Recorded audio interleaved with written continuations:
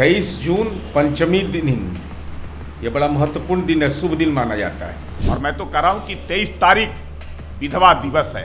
और मैं तो कह रहा हूं कि 23 तारीख विधवा दिवस है। जब से उन्होंने महागठबंधन बनाया तो राष्ट्रीय स्तर की पार्टी हो अथवा क्षेत्रीय स्तर की पार्टी हो, सबके बीच संवाद के एक सेतु बने हैं। तो बिहार को ये मेजबानी करने का मौका मिला है।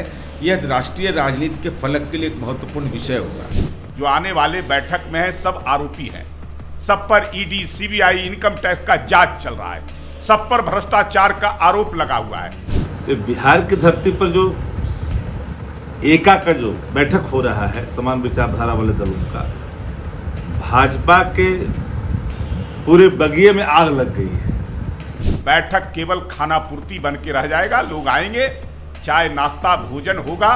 18 मार्च 1974 को जेपी आंदोलन की शुरुआत इसी राजधानी पटना से हुई। यानी बिहार की धरती और जेपी का जो कम्युनिकेशन था, सियासत के बड़े कद्दावर नेता को इस देश से उखाड़ फेंका। एक साल तक ये आंदोलन चला। छात्र की बड़ी संख्या जेपी के साथ खड़ी थी। कहा यह जा रहा था कि मौजूदा वक्त के जो बादशाह थे, यानी चुन करके आने वाले लोग, वो तानाशाह हो चुके थे, इसलिए जेपी को मैदान में आना पड़ा। ये 1974 की बात थी, लेकिन अब बात इसी महीने की 23 तारीख यानी 2023 की है, जब मुख्यमंत्री नीतीश कुमार की अगुवाई में भारत में विपक्षी एकता की एक नई बिसात इसी बिहार की सियासत में बिछाई जानी है। लोग तो ये कह रहे हैं कि जीतन राम मांझी चले गए हैं तो नीतीश का जो आंदोलन है, यानी विपक्षी एकता को लेकर के जिस तरह वो भारत में अलग अलग राज्यों में जा रहे हैं, वो कमज़ोर पड़ेगा। लेकिन ललन सिंह ने कह दिया कि जीतन राम मांझी की सियासत की छोटी दुकान है, हमको अपने आप पर गुरूर होगा। लेकिन ललन सिंह कह रहे हैं कि मुख्यमंत्री नीतीश कुमार का जो सुशासन है, उसी सुशासन के सहारे लोग राजधानी पटना में जमा होंगे, चाय और लंच पे चर्चा होगी। राहुल गांधी के न आने की बात को लेकर के भारतीय जनता पार्टी अपनी पीठ थपथपा रही थी, लेकिन राहुल गांधी और जो मौजूदा कांग्रेस के अध्यक्ष हैं खड़गे, वो भी नीतीश की दावत पर पटना तशरीफ़ ला रहे हैं। जैसे ही नई सरकार बनी थी, यानी भारतीय जनता पार्टी को नीतीश ने अलविदा कहा था, राजभवन पहुंचे थे और उसके बाद लालू प्रसाद यादव, राबड़ी देवी, तेजस्वी यादव से मुलाकात हुई। नई सरकार का गठन हुआ। उस वक्त ही नीतीश कुमार ने कहा था कि जो 14 में आए थे वो 24 में नहीं आएंगे। यहीं से बगावत शुरू हुई और प्रधानमंत्री मोदी के खिलाफ नीतीश कुमार का जो बयान है वो लगातार आने लगा। और उसके बाद मुख्यमंत्री नीतीश कुमार कई राज्यों में मुख्यमंत्री से और कई नेताओं से मुलाकात करते नजर आए। नीतीश कुमार ने साफ तौर पे कहा कि जिनको लोगों ने भरोसा के साथ वोट दिया, जिनको लोगों ने सत्ता में बैठाया, वो सिर्फ झूठ बोलते रहे, एक भी काम नहीं किया।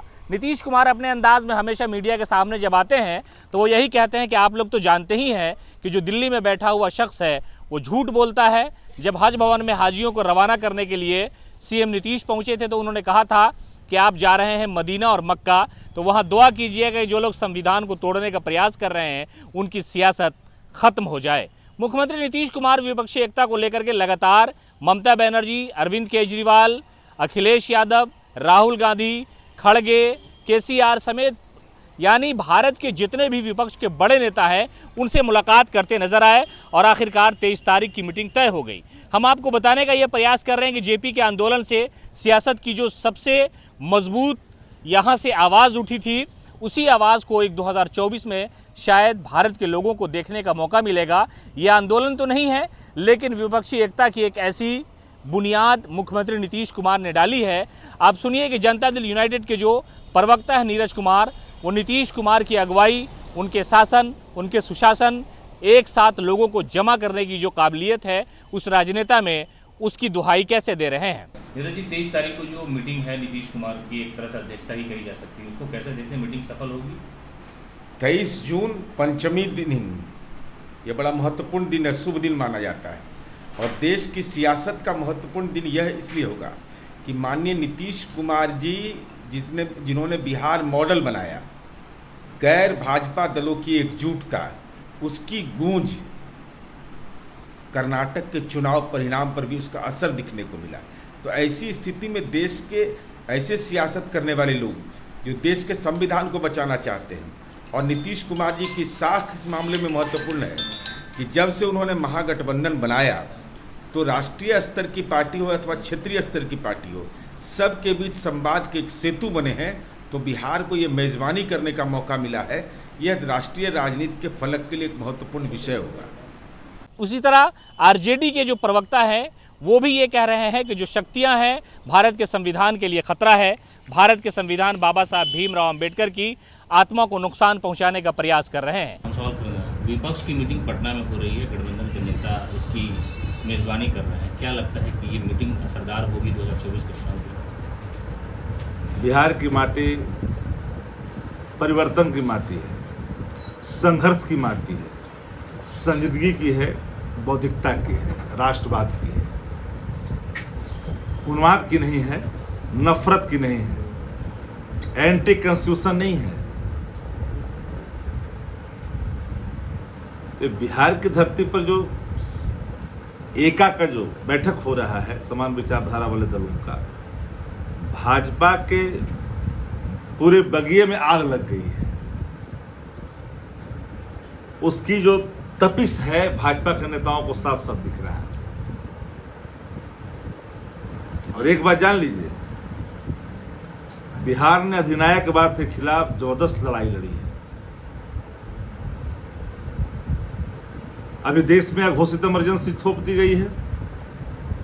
मजाल है, कोई बोलेगा देश की पॉलिटिकल पार्टियां भारतीय जनता पार्टी के गलत नीतियों के खिलाफ कोई बोलता है तो सरकारी तोता सामने उड़ करके चलाता है उसके पास। देश में अभी भय का माहौल है, नफरत की राजनीति, झूठ की खेती, बदले की भावना से करवाई, संघीय स्तर पर हमला, संविधान को की बदलने की बात, मर्यादा विहीन आचरण, गोडसे का महिमा मंडन, गांधी का अपमान इसी देश के अंदर। लालू यादव की सियासी चाल से नरेंद्र मोदी को शिकस्त होगी। और नरेंद्र मोदी देश के प्रधानमंत्री हैं, ये बात तो सत्य है, पिछले 9 साल से हैं, यह भी सत्य है, कई रूपों को धारण करते हैं, यह भी सत्य है। लेकिन देश इनके रहनुमाई में फलता फूलता नहीं दिखा। महंगाई, बेरोजगारी, लाचारी, बेबसी से परेशान है देश, अर्थव्यवस्था टकरा रही है। तो ऐसे बादशाह, इस जमहूरियत का नेतृत्व करने वाला व्यक्ति राष्ट्र की बात नहीं करता है, मन की बात करता है, काम की बात नहीं करता है। ये दुखद पहलू है। 2 करोड़ रोजगार का वादा प्रधानमंत्री मोदी ने किया। उनकी सरकार ने कहा कि गैस सिलेंडर की कीमत 400 रुपये है और अब 1400 रुपये बिक रहा है। इसी तरह कई सारी ऐसी बातें थी जो प्रधानमंत्री मोदी ने अपने लुभावने वादे में 2014 के इलेक्शन में कहा था। मुख्यमंत्री नीतीश कुमार लगातार ये कहते रहे हैं। हालांकि एक ज़माना था कि वो प्रधानमंत्री मोदी को देश का पीएम बनाने के लिए सियासी मंच का इस्तेमाल करते थे, लेकिन आजकल 23 की मीटिंग से पहले वो ये कह रहे हैं कि अगर विपक्ष के लोग एकजुट हो जाएं तो हमारे लिए बात सबसे बेहतर यही होगी कि प्रधानमंत्री मोदी को और भारतीय जनता पार्टी को सत्ता से हटा दिया जाए। नीतीश कुमार का अपना एक सियासी अंदाज है, अपना उनका एक सियासी बोलचाल है। वो कभी व्यक्तिगत हमला किसी पर नहीं करते हैं, लेकिन सियासत की ऐसी बारीकियां नीतीश कुमार जानते हैं कि पार्टी में उनके पास सिर्फ 40 या 45 विधायक हो या विधायक न भी हो तो लोग कहते हैं कि वो मुख्यमंत्री बनने के काबिल हैं। बिहार की सियासत और बिहार के विकास को लेकर के मुख्यमंत्री नीतीश कुमार का एक चेहरा सबको हमेशा से याद रहा है। 23 तारीख की मीटिंग को लेकर के भारतीय जनता पार्टी के लोग कह रहे हैं कि भ्रष्टाचारी जो है वो पूरी तरह से इस विपक्षी एकता को लेकर के प्रधानमंत्री मोदी के सामने खड़े हैं। इनका जो ख्वाब है वो चकनाचूर हो जाएगा। बीजेपी की तरफ से क्या प्रतिक्रिया आ रही है इस मीटिंग को लेकर के, वो आप सुन लीजिए। कोई विपक्षी एकता सफल नहीं हो पाएगी। अभी तो बैठक हुई नहीं है। पहले 12 जून तय था तिथि, कई दलों ने असहमति जता दिया। उसके बाद 23 जून को तय हुआ है तिथि, और उसके पहले कई दलों के नेताओं का बयान। शरद पवार ने कहा कि भाई कोई आवश्यक नहीं है कि चुनाव से पहले हम नेता तय करें, चुनाव के बाद हम नेता तय करेंगे। दूसरी तरफ कांग्रेस के लोग, कोई प्रियंका तो कोई राहुल की बात कर रहा है कि जिसके नेतृत्व में हम चुनाव लड़ेंगे। यानी कि कांग्रेस किसी का नेतृत्व स्वीकारने को तैयार नहीं है। कांग्रेस अपने पार्टी के नेतृत्व को ही केवल स्वीकार करेगा। दूसरी तरफ नीतीश कुमार इतनी लंबी कवायद कर रहे थे, नेताओं से मिल रहे थे, विपक्षी एकता के लिए प्रयास मंसूबा पाले हुए थे कि लोग उसी बहाने मेरा नाम तय करेंगे, लेकिन कोई नेता नाम लेने को तैयार नहीं हुआ। इनके ऊपर किसी का विश्वास नहीं है, इसलिए बैठक से पहले ही इनको अपने नाम की वापसी लेनी पड़ी कि हम प्रधानमंत्री के उम्मीदवार नहीं हैं। लेकिन पता है कि वहाँ दर्जन भर उम्मीदवार हैं प्रधानमंत्री पद के, सबकी महत्वाकांक्षाएं हैं, सबके मन में लालसा है प्रधानमंत्री बनने का। शरद पवार, ममता बनर्जी, केजरीवाल, नीतीश कुमार, केसीआर, कांग्रेस, अखिलेश यादव, ऐसे कई लोग हैं।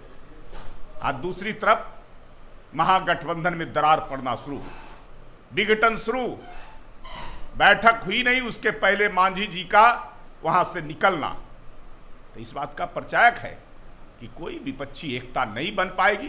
विपक्षी एकता का मतलब क्या होता है? बैठक में कोई नतीजा पर निकले, कोई एक नाम को स्वीकार करे, लेकिन अगर जो है से वहां कोई बात नहीं बनती है तो मुझे लगता है उस बैठक का कुछ फायदा नहीं है।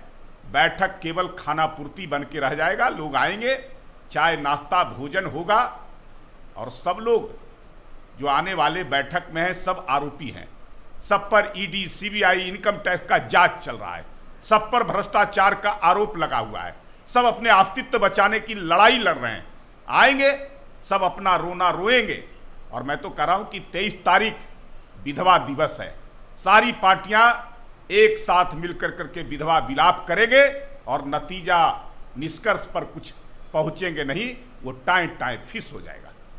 तो बीजेपी का विरोध नीतीश कुमार से, विपक्षी एकता से इसलिए भी है कि प्रधानमंत्री मोदी के सामने इस चुनाव में बड़े चैलेंजेस हैं। महंगाई अलग मुद्दा है, उसके अलावा जो बेरोजगारी का मुद्दा है वो अलग है, रोजगार के जो इश्यूज है वो मुद्दा अलग है। लेकिन नीतीश कुमार के सामने प्लस पॉइंट ये है कि मन की बात में प्रधानमंत्री मोदी आमतौर से राजनेता की तारीफ कम किया करते हैं, लेकिन नीतीश कुमार के बारे में उन्होंने कहा कि पिछले यानी 10 से 20 साल के अंदर नीतीश कुमार जैसा कोई भी समाजवाद का लीडर बिहार में पैदा नहीं हुआ। यानी उनका यही कहना था कि नीतीश कुमार ने अपने परिवार या खानदान के लोगों को राजनीति में हिस्सेदार नहीं बनाया। मुख्यमंत्री नीतीश कुमार ने कोई धन अर्जित नहीं की है, साधारण और एकदम नॉर्मल बातचीत करने वाले सियासतदान हैं, बहुत लंबा लाव लश्कर उनका काफिला नहीं होता। मुख्यमंत्री नीतीश कुमार सभी धर्म की इज्जत करते हैं, सभी धर्म के लोगों की जो बातें हैं वो मुख्यमंत्री आवास में ही सुन लिया करते हैं। तो नीतीश की जो सियासत है, उनकी जो छवि है, वो भारतीय जनता पार्टी के लिए चैलेंज हो सकती है। लेकिन 23 की जो मीटिंग है वो नीतीश कुमार की एक कामयाबी मानी जाती है कि जेपी के छात्र आंदोलन में जिस तरह से समर्थन मिला, उसी तरह नीतीश कुमार के इस 23 की विपक्षी एकता की मीटिंग में 18 दल के बड़े नेता जमा होंगे। और ऐसा कहा जा रहा, सूत्रों से ये खबर मिली कि ये मीटिंग एक अन्य मार्ग में ही होने वाली है। यहाँ पर राहुल गांधी होंगे, खड़गे होंगे, केजरीवाल होंगे, केसीआर होंगे, ममता बनर्जी होंगी, मुलायम सिंह यादव के परिवार से भी अखिलेश के अलावा कोई और नेता भी आ सकता है। तो सारी चीज़ें हैं, तो कुल मिलाकर के ये कहा जा सकता है कि नीतीश जेपी की तारीख को दोहराने जा रहे हैं। अगर ये विपक्षी एकता की जो बातें हैं सलीके से यहाँ पर मीटिंग में तय हो गई तो शायद 2024 में मुख्यमंत्री नीतीश कुमार भारतीय जनता पार्टी और प्रधानमंत्री मोदी के लिए सियासी चैलेंज साबित होंगे। सीमा बख्तर, पटना।